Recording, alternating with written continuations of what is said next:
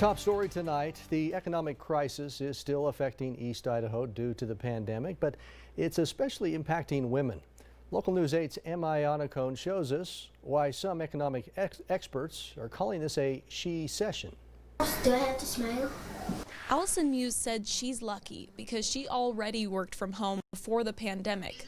But like a lot of moms, she's had to cut her hours at work so she has time to help her daughter Josie with school. I mean, moms always have a lot to juggle, but right now when you're adding being a teacher to the mix, it's just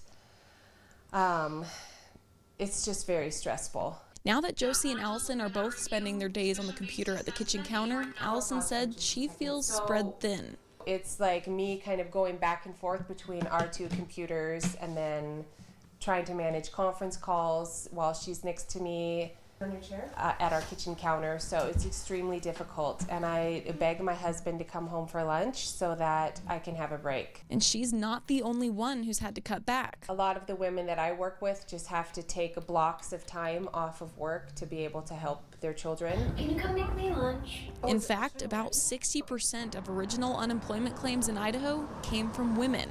Healthcare, food service, and retail industries have had the most number of unemployment claims in Idaho throughout the pandemic. And the thing that's notable about those three is that those three are very heavily skewed towards the female population. Which is a sharp contrast to the 2008 recession. Because when you compare this recession to last recession, the last recession was dominated by the construction industry because it was mostly triggered by the housing bubble and housing crisis. And the construction industry is mostly male dominated.